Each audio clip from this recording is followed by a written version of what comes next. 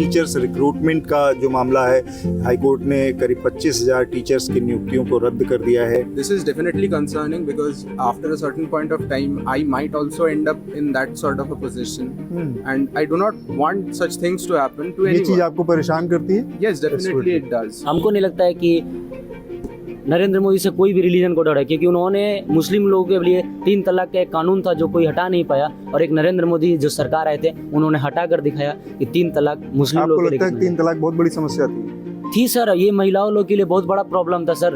हम तो इस चीज से नहीं गुजरे हैं, अगर जो कोई गुजरा हो। आपका कोई अनुभव नहीं, लेकिन आपको लगता है? तो मैं सोची हूँ कि मैं अपना खुद का स्टार्टअप करूँ, क्योंकि यहाँ पे काम का कुछ गारंटी नहीं है, प्राइवेट हो गवर्नमेंट हो, कुछ गारंटी नहीं है। अभी तक बंगाल में टीएमसी का इसके आगे सीपीएम का जमाना था, अब टीएमसी का जमाना है। अभी तक बीजेपी यहाँ पर नहीं आया है, ठीक है। उसको सीट पर विधानसभा में उसका रिजल्ट अच्छा नहीं आता है, उसलिए उन्होंने सब ईडी सीबीआई को बंगाल में भेज देता है। तो अगर आप थोड़ा सा बता पाएं लोगों को, हम लोग को एक सेंस दे पाएं कि ये चीज़ें हैं जो पिछले 8-10 सालों में बदल गई और बहुत अच्छा हुआ है इसमें। इंडिया का जीडीपी रेट बहुत अच्छे से बढ़ा है, ये सबको मानना पड़ेगा। चाहे जितनी भी गरीबी, मतलब गरीब होते गए, अमीर होते गए, जीडीपी रेट बढ़ा है, ये सबको मानना पड़ेगा।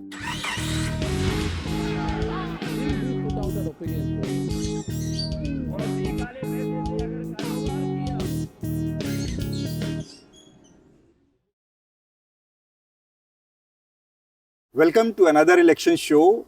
आज हम चंदन नगर में है, ये हुगली लोकसभा में आता है। चंदन नगर एक ऐतिहासिक जगह है और उसका एक ऐतिहासिक कैंपस है, चंदन नगर कॉलेज।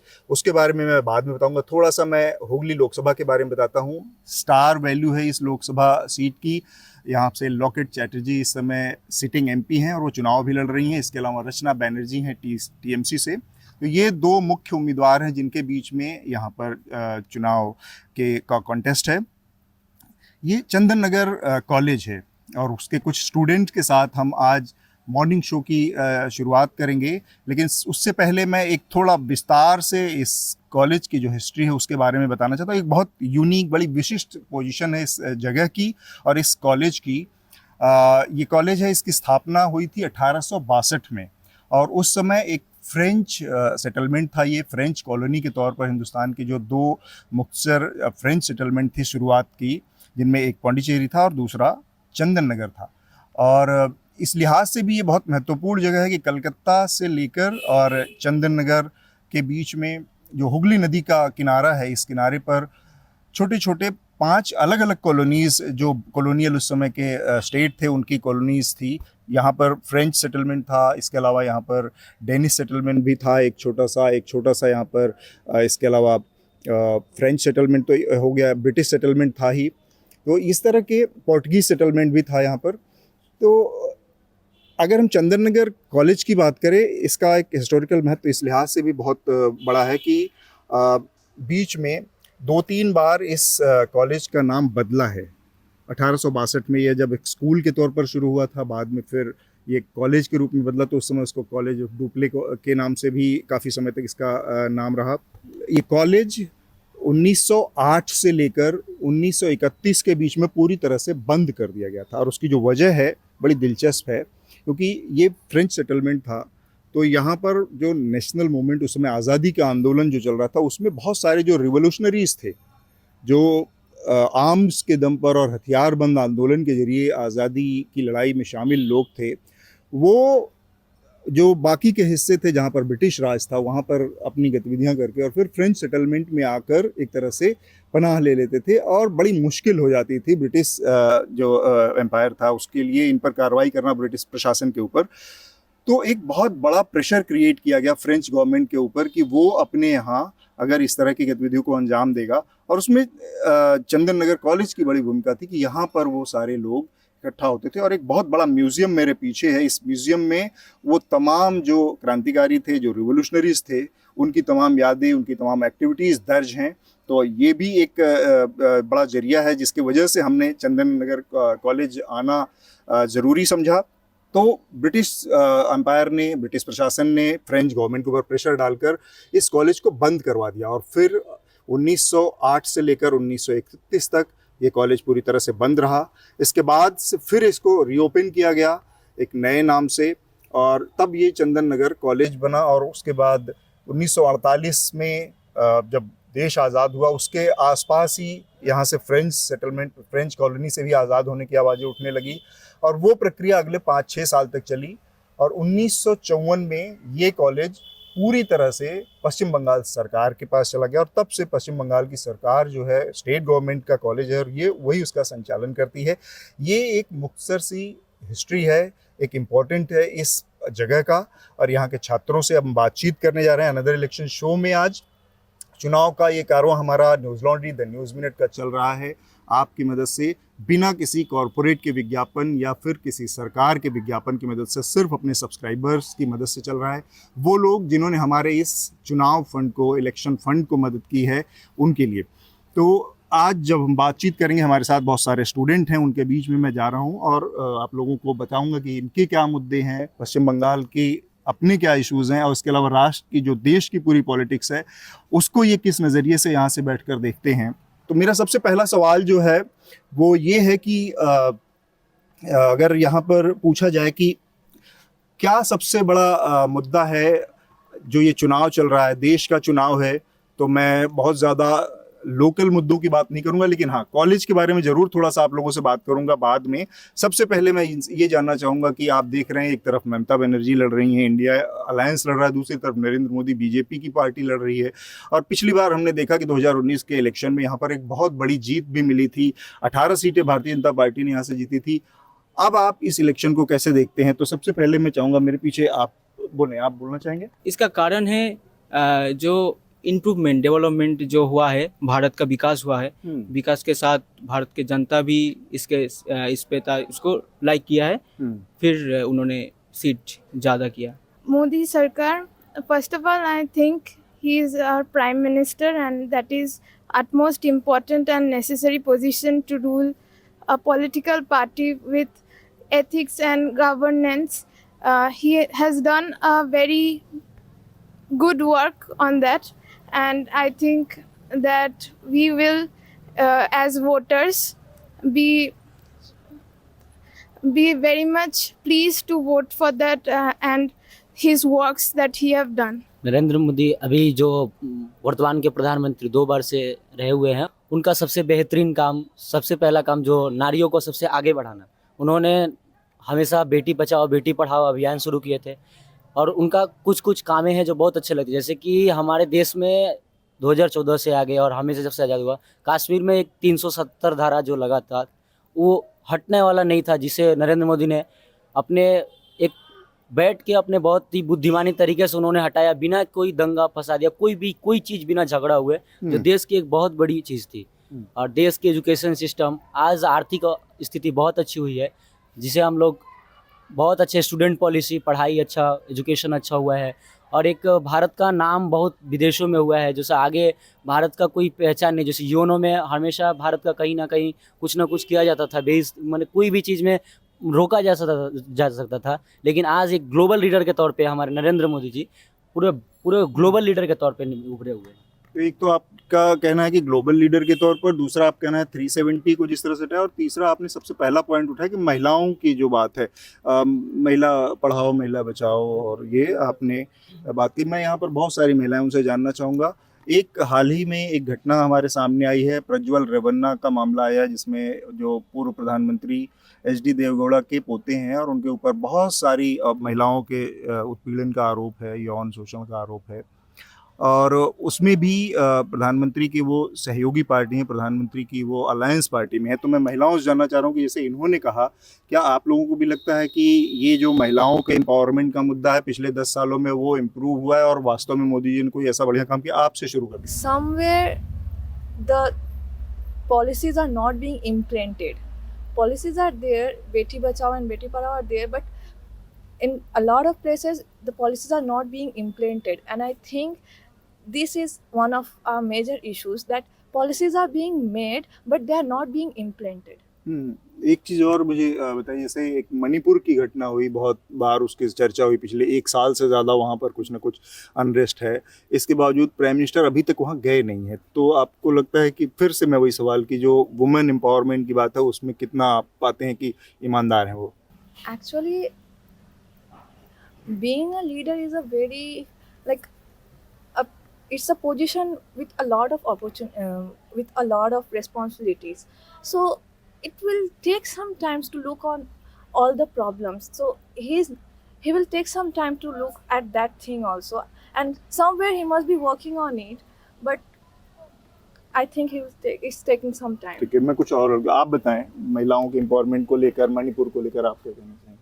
फर्स्ट मैं यही बोलना चाहूँगी कि मोदी सरकार के आने के बाद जो मैंने बहुत अच्छे से नोटिस किया है कि महिलाएं स्पोर्ट्स में या खेल कूद में बहुत आगे बढ़ने लगी। मतलब उन्होंने ऐसा प्रेरित किया है, वो कॉलेज स्कूल लेवल हो या कॉलेज लेवल हो, उसमें से ही महिलाओं को इतना प्रेरित कर रहे हैं स्पोर्ट्स में जाने के लिए। तो नेशन को वो आगे जाके इंटरनेशनल लेवल में बहुत महिलाएं रिप्रेजेंट कर रही है, और डिफेंस में भी वो बहुत प्रेरित कर रहे हैं कि महिलाएं सामने आके नेशन की डिफेंस में भी काम करे। तो वो एक बहुत वुमेन एम्पावरमेंट की जगह मुझे लगती है। जैसे कि सरकार ने कई कार्य किए हैं और बेटी बचाओ बेटी पढ़ाओ का प्रयास भी किया है। इसके अलावा वर्तमान का समय में केंद्र में जो सरकार है उन्होंने और कई कार्य किए हैं, जैसे देश का विकास हुआ है, जैसे कि मेक इन इंडिया और डिजिटल इंडिया।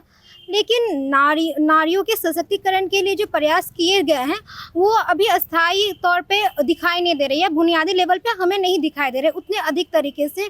उनको और भी प्रयास करने चाहिए कि महिलाओं को और भी अच्छे तरीके से शिक्षा प्राप्त हो। अभी भी राजस्थान जैसे हमारे देश कई राज्य हैं, वहाँ पे अभी भी साक्षरता दर कम है।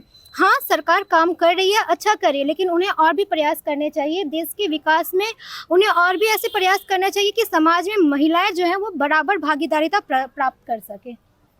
जिस तरह का माहौल यहाँ पर आप देखती हैं पढ़ाई लिखाई में, आपने भागीदारी की बात कही, उस तरह की अपॉर्चुनिटी यहाँ से पढ़ाई लिखाई के बाद आपको लगता है बंगाल में या बाकी जगहों पर उपलब्ध है या वहाँ पर नहीं हो पाती है? जैसा कि इसने कहा, मुझे लगता है कि हाँ, पहले के ज़माने में लोग उतना मतलब औरतें उतनी पढ़ी लिखी नहीं होती थी और उन्हें मतलब वो सुविधाएं नहीं दी जाती थी पढ़ने की। लेकिन हाँ, इन कई सालों में जब से मोदी सरकार की मतलब उन दौर में अब महिलाएं आगे आती हैं और पढ़ती हैं और एक मकाम हासिल करती, अपना नाम बना रही हैं और लोगों को इंस्पायर कर रही हैं। ठीक बात है। एक और घटना हुई इसी के साथ, जो पश्चिम बंगाल से जुड़ी है, काफ़ी चर्चा में रही, क्योंकि महिलाओं के मुद्दे पर ही बात कर रहे हैं तो सबसे पहले इसी मुद्दे को हम थोड़ा विस्तार से बात कर लेना चाह रहे हैं। वो मसला था संदेश खली में जो कुछ हुआ। संदेश खली में पहले बताया गया कि किस तरह से वहाँ पर एक शाहजहाँ शेख नाम के एक टीएमसी के लीडर ने लोगों के ऊपर ज़बरदस्ती अत्याचार किया, जो भी किया। और फिर अब एक दूसरा उसका पहलू सामने आया है जिसमें ये कहा गया कि उसमें बहुत सारे आरोपी जो आरोप लगाए गए थे, जो चार्जेस लगाए गए थे, वो फेक थे। तो उसको आप लोग कैसे देखते हैं? सर, तो मैं यही बोलना चाहूँगी कि पहले हम लोग के वुमेन्स को अभी जितना फ्रीडम मिल रहा है पहले वो बहुत कम था। मोदी सरकार आने के बाद मोदी अकेले, जो हम लोग के ऑनरेबल प्राइम मिनिस्टर है हमारे नरेंद्र मोदी, वो अकेले जब से उनका मोदी सरकार उन्होंने जब स्टार्ट किया है, बहुत सारे वैसे कुछ काम किए हैं, बस वुमेन एम्पावरमेंट के लिए भी नहीं, बहुत कुछ के लिए। वो अकेले ने उन्होंने बहुत अपना 100% देने का कोशिश किया है कि हम अपना कंट्री को कितना और आगे बढ़ा सके। तो और ये जो इंसिडेंट हुआ है, हाँ, ये बहुत गलत हुआ है। और जो एलिगेशंस लगे थे पहले वो सही था, लेकिन फिर बाद में इसको फॉल्स दिखाया गया है। लेकिन वहाँ के जो औरत थे और जो लोग एक्सपीरियंस किए थे, वो लोगों ने आके, वो लोग मैंने जो देखा है, वो लोगों ने बोला है कि हाँ, ये सब मेरे साथ हुआ है। तो मैं ये बोलना चाहूँगी मेरे पर्सपेक्टिव से कि अभी इलेक्शंस आ रहे हैं तो शायद कुछ अंदर में कुछ हुआ होगा, या कुछ जैसे कि इसको फॉल्स दिखाया गया जा रहा है या फॉल्स होगा, ये तो हम लोग मतलब उस जगह पे है नहीं, हम लोग को वो पता नहीं है। लेकिन जिन्होंने एक्सपीरियंस किया है, मैं वही बोलना चाहूँगी कि जिन्होंने एक्सपीरियंस किया है उनसे जाके हम लोग अच्छे से बात करें, उनसे पूछे कि क्या आपके साथ सच में ऐसा हुआ है। अगर हाँ, अगर उनको तकलीफ हो रहा होगा देन वो खुद आके हम लोग को बोलेंगे कि हाँ, हमारे साथ ऐसा हुआ है, और बोले भी हैं वो लोग कि हाँ, हमारे साथ ऐसा हुआ है, और पहले प्रूफ भी हुआ था कि हाँ, ऐसा कुछ हुआ है। लेकिन फिर फॉल्स कैसे दिख गया। और संदेश खली का जो मुर्दा हमारे सामने आया है, तो मुझे लगता है कि उसमें शायद कुछ हुआ होगा जो हमारे सामने प्रेजेंट किया जा रहा है, तो उसमें शायद बहुत ही ख़राब चीज़ हुआ है उस वक्त उन लोगों के साथ। परंतु अभी जो पॉलिटिक्स में जो हो रहा है कि बीजेपी गवर्नमेंट जानती है कि यहाँ पे उसका जीत पाना थोड़ा सा टफ है, तो इसीलिए वो इसको मेन इशू बना के थोड़ा सा पॉलिटिकली उसे दिखाने की कोशिश कर रहा है। और टीएमसी भी जो यहाँ की रूलिंग पार्टी है वो भी इसे अपनी तरीके से दिखाने की कोशिश कर रहा है। सभी अपने अपने दृष्टिकोण से हमें दिखाने की कोशिश कर रहा है, किंतु वहाँ पे क्या हुआ है एक्चुअल में, तो वो हमें जानने के लिए हमें वहाँ पे जाके जो लोग करना चाहते हैं, मतलब वहाँ पे कुछ क्या चीज़ हुआ है, तो उसे हमें वहाँ पे जाके देखना चाहिए। जो मेरा दोस्त ने बोला तो ऐसा ही करना चाहिए। तो मुझे लगता है कि जो भी चीज़ हुआ है तो उसे वहाँ पे जो आइन है, मतलब वहाँ का जो गवर्नमेंट है या फिर वहाँ का जो पुलिस प्रशासन है, तो उनको वहाँ पे जाके एकदम वहाँ का एकदम नीचे के स्तर से ऊपर के स्तर तक हर वक्त उसे मेमोराइज करना चाहिए और उसे देखना चाहिए कि क्या हुआ है मसला। ठीक बात है। इससे आगे हम अब बढ़ते हैं, थोड़ा सा एक और मुद्दा है और वो ममता बनर्जी, उनकी सरकार, उनका पिछले 10-15 सालों का जो कामकाज है, तीसरा टर्म है उनका, उस पर हम थोड़ा सा बात करना चाहेंगे। बहुत सारे आप लोग चूँकि स्टूडेंट हैं और करप्शन के बहुत सारे आरोप लगे हैं, और उनमें से एक अभी सबसे हाल फिलहाल का जो है वो टीचर्स रिक्रूटमेंट का जो मामला है। हाई कोर्ट ने करीब 25,000 टीचर्स की नियुक्तियों को रद्द कर दिया है। और भी इस तरह से कभी पेपर लीक और ये, तो ये सारी चीज़ें अल्टीमेटली एक स्टूडेंट के तौर पर आपको बहुत अफेक्ट करती होंगी कि जब आप यहाँ से पास होकर जाएंगे, कहीं जॉब के लिए देखेंगे, तब इस तरह की चीज़ों से आपका सामना होगा। तो करप्शन का जो ओवरऑल चार्ज है, चाहे पुराने हैं चिटफंड के केसेस हैं या फिर ये अभी ताज़ा जो इसमें नियुक्तियों का मामला है, इस पर आप लोगों की क्या राय है? ममता बनर्जी को आप लोग कहाँ आंकते हैं? सबसे पहले आप बताएं। करप्शन हुआ है, डेवलपमेंट भी हुआ है इस सरकार के आने के बाद। हम यही बोलना चाहेंगे, जो अब जो 25,000 जो टीचर को जो रिक्रूट हुआ उसको पैनल को कैंसिल कर दिया गया। इसको सुप्रीम कोर्ट में आज राय है उसका।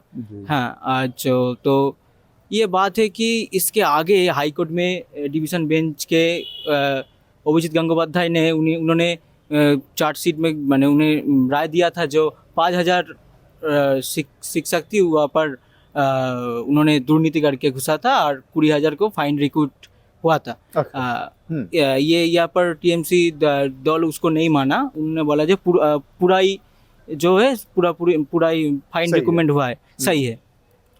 ये बात तब भी ख़त्म होने पर सकता है जब अभिजीत गंगोपाध्याय के डिवीज़न बेंच में जो राय हुआ था, ये सरकार इसको नहीं किया, उसको पूरा का 25,000 लोगों का पैनल कैंसिल कर दिया। हाँ, इस बार हाई कोर्ट आज राय देगा इसका।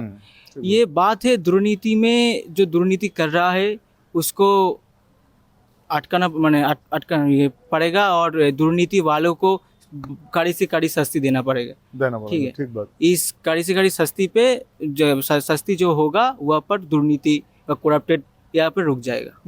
आप कह रहे हैं कि जो करप्शन है इसको छूट नहीं मिलनी चाहिए और उस पर कड़ी से कड़ी सजा मिलनी चाहिए। अभिजीत गंगोपाध्याय का जिक्र किया, जिनकी बेंच ने इस मामले में सबसे पहले एक राय दी थी, जजमेंट दिया था। इसके बारे में थोड़ा सा और जानकारी ये आप लोग जान लीजिए कि अभिजीत गंगोपाध्याय सिटिंग जज थे। इसके बाद उन्होंने इस्तीफा दे दिया अपने पद से और वहाँ से सीधे उन्होंने भारतीय जनता पार्टी ज्वाइन कर लिया और वो इस समय चुनाव लड़ रहे हैं। एक लोकसभा सीट है यहाँ से, तामलुक लोकसभा सीट से, तो वो वहाँ पर उम्मीदवार हैं भारतीय जनता पार्टी के। करप्शन के लेवल पे आपको लगता है ममता बनर्जी की सरकार ने बहुत करप्शन किया इस दौरान पिछले 15 सालों में? Corruption is definitely a concerning problem at this point, and pertaining to the recent matters, we should put ourselves into that position because after a certain point of time we will also be appearing for those examinations, and as per the information that has been provided to us, more than 20,000 were fair recruits, but due to this 5 or 7,000 that were actually unfairly recruited, the whole panel has been cancelled. So this is definitely concerning because after a certain point of time I might also end up in that sort of a position, and I do not want such things to happen to anyone. ये चीज आपको परेशान करती है? Yes, definitely it does. Because right now the position might not seem like a very big issue for us because we are not there. But after a certain point of time, it will actually happen to us if it is not taken care of right now. एक सवाल और इसके साथ ही, जब प्रधानमंत्री बार बार अपने बयानों में कहते हैं कि मैं भ्रष्टाचारियों के ऊपर कड़ी कार्रवाई करूंगा, सबको जेल में डाल दूंगा, और फिर आप पाते हैं कि कोई अजीत पवार है जिसके ऊपर 7,700 करोड़ रुपए के घोटाले का आरोप लगा, उसको फिर अपने साथ ले लेते हैं। प्रफुल्ल पटेल के खिलाफ सीबीआई के आरोप रखते हैं तो उसको फिर प्राइम मिनिस्टर अपनी पार्टी में लेते हैं, अपना सहयोगी बना लेते हैं।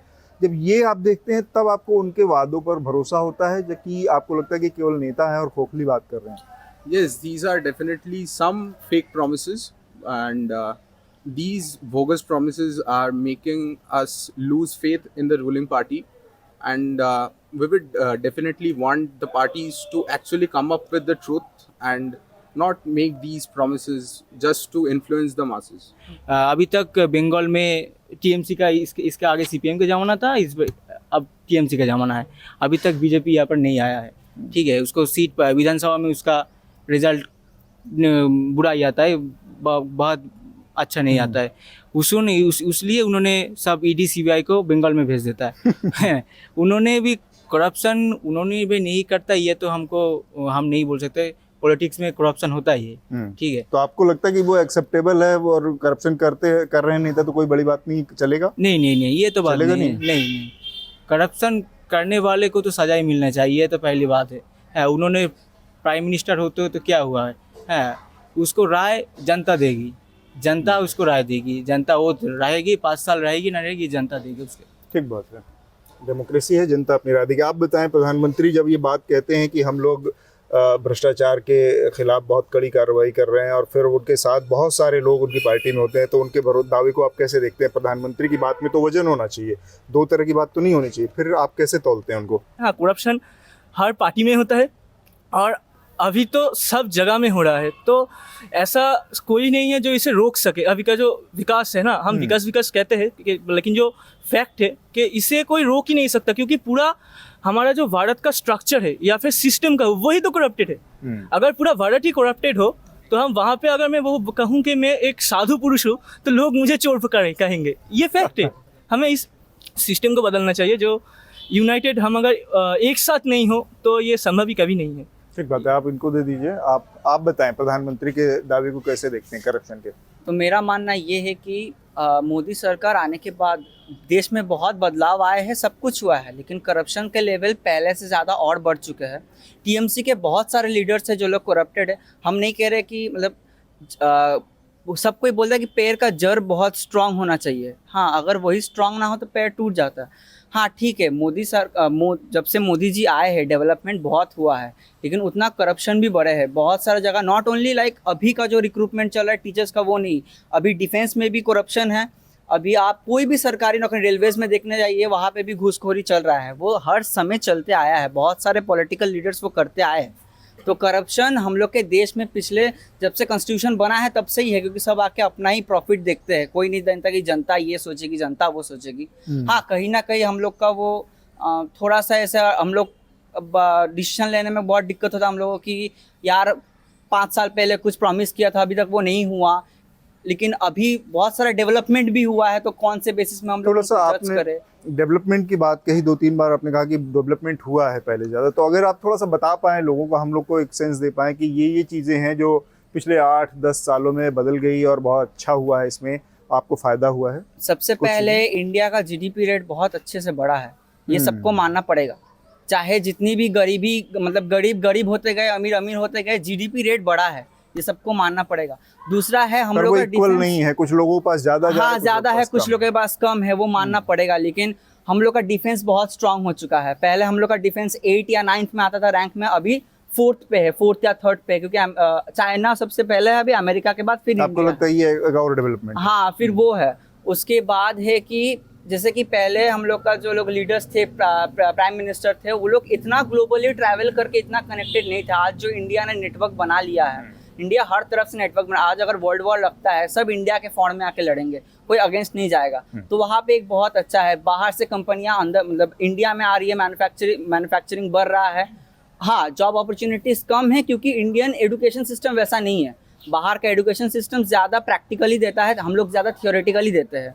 हम लोग का थ्योरी एग्जाम होता है, बाहर वो प्रैक्टिकल होता है, वो चीज़ हर प्रैक्टिकल में लेता है। तो बाहर का मल्टीनेशनल कंपनीज आके यही एक, मतलब अभी के नौजवानों से यही एक्सपेक्ट करते हैं कि वो लोग डिजिटली हर चीज़ को हैंडल करें। आज अगर हम लोग किसी चीज़ में without government job private sector में जाने जाए तो हम लोग को एक ना एक स्किल लगेगा ही, वो मैंडेटरी हो गया सबके लिए, चाहे आप कम्युनिकेशन हो चाहे डिजिटलाइजेशन कुछ भी हो। तो वो मेरा मानना है कि डेवलप हुआ है लेकिन करप्शन और बढ़ गया है। ठीक बात है, डेवलपमेंट भी हुआ है, करप्शन भी बढ़ गया है। ये ऐसी बात है कि जो कहा जाता है कि डेवलपमेंट के साथ जुड़ा हुआ चीज़ है, करप्शन होगा ही होगा। एक हम अगले अपने विषय की तरफ जाएंगे और ये बहुत सारे स्टूडेंट हैं, इनसे क्विक मैं चाहूँगा कि सारे लोग अपनी बात थोड़े थोड़े में रखें।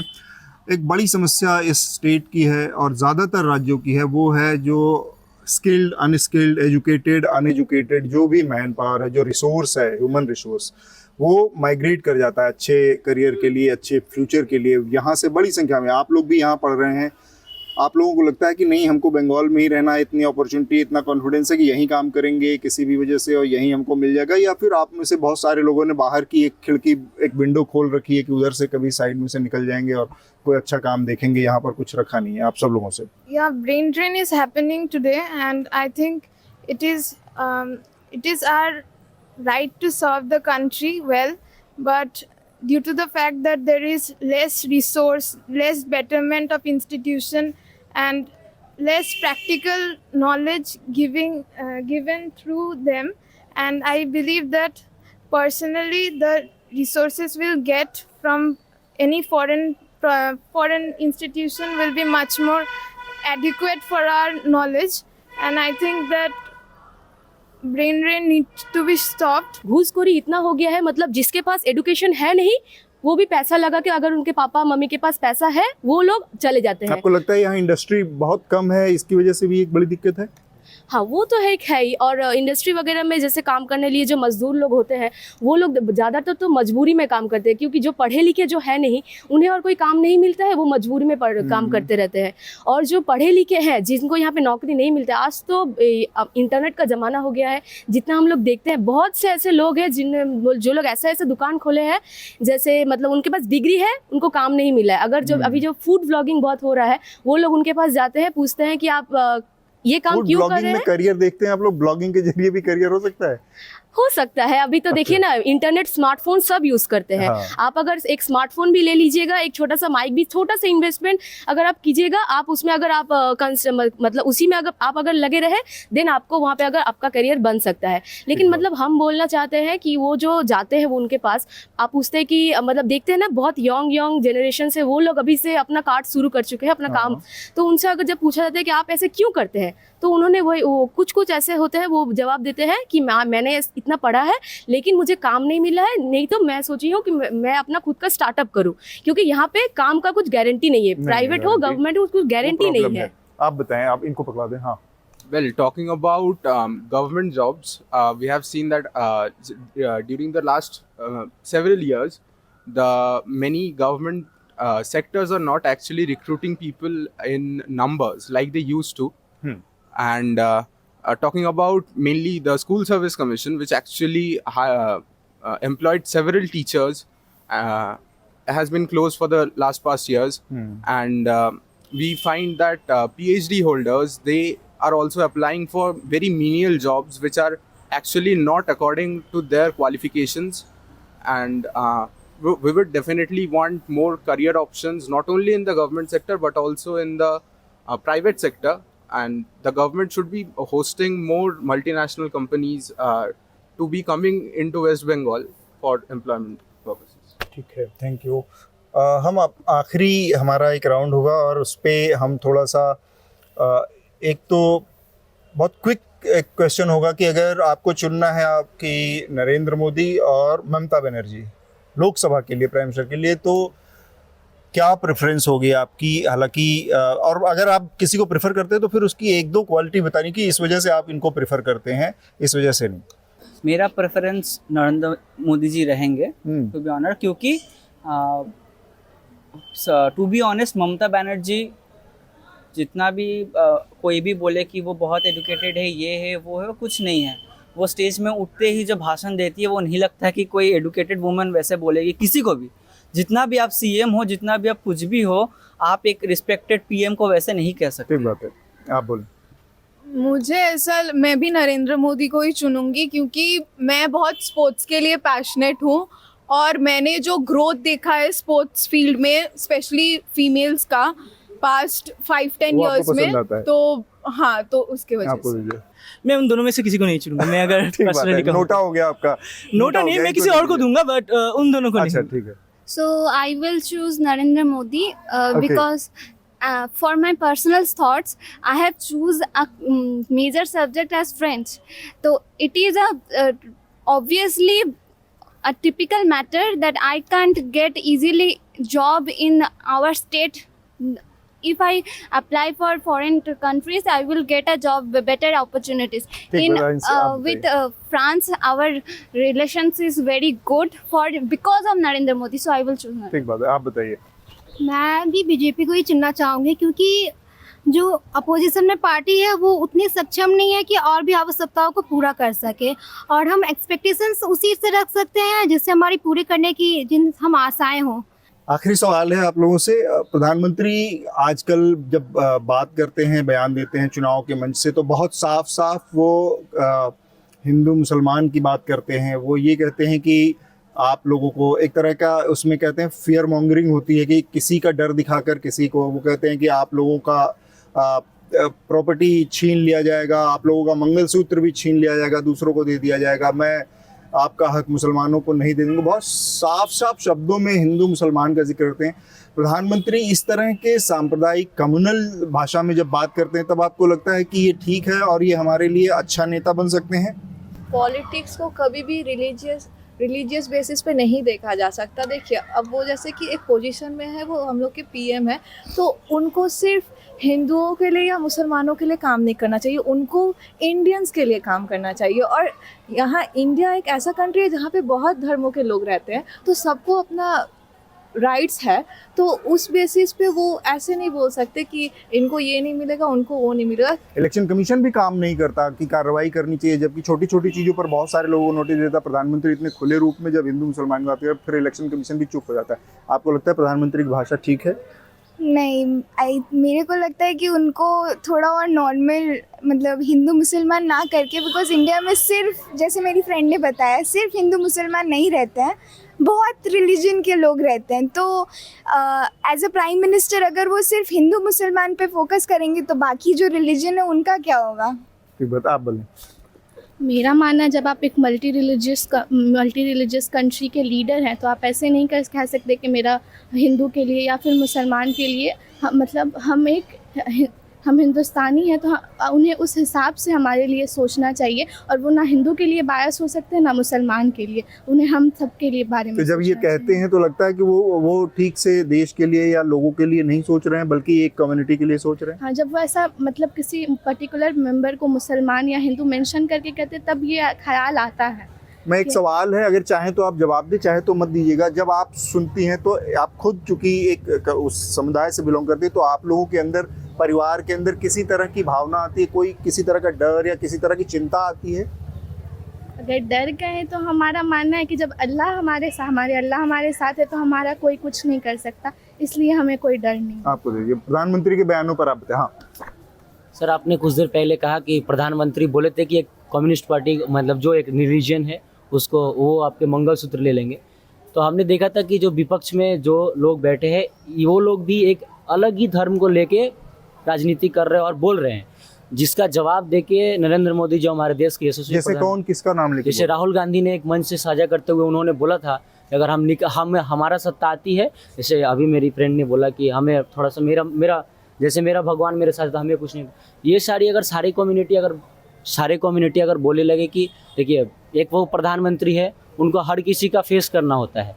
राहुल गांधी बोले थे मुस्लिम लोगों को लेके कि, कहाँ बोले थे? वो जो रैली कर रहे थे तेलंगाना में, जो उनके सरकार का लेके रैली कर, रेवंत रेड्डी के साथ जो रैली कर रहे थे, उसमें उन्होंने कहा था कि अगर मेरी सरकार आती है, और उनका जो निकलता है चार्ट, उसमें देखिएगा, उसमें एक रिलीजियन टॉपिक देके बोला जाता है, क्योंकि वो पूरा ही धर्म को लेकर राजनीति करता है। और हम लोग आपका जो कहना है, लगता है कि डर है, हम लोग को मेरा जो ओपिनियन है, हमको नहीं लगता है कि नरेंद्र मोदी से कोई भी रिलीजन को डर है, क्योंकि उन्होंने मुस्लिम लोगों के लिए 3 तलाक का एक कानून था जो कोई हटा नहीं पाया, और एक नरेंद्र मोदी जो सरकार आए थे, उन्होंने हटा कर दिखाया कि 3 तलाक मुस्लिम लोगों के लिए। आपको लगता है 3 तलाक बहुत बड़ी समस्या थी?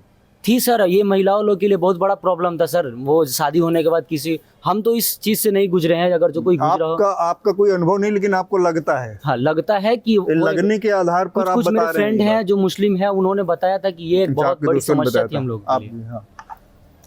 देखिए, प्रधानमंत्री का ये बात तो सही नहीं है, क्योंकि इसके आगे बीजेपी का एक आगे प्रधानमंत्री अटल बिहारी वाजपेयी जी ने भी कहा, पार्टी आएंगे पार्टी जाएंगे, फिर ये देश रहना चाहिए, देश के मानवतावाद रहना चाहिए।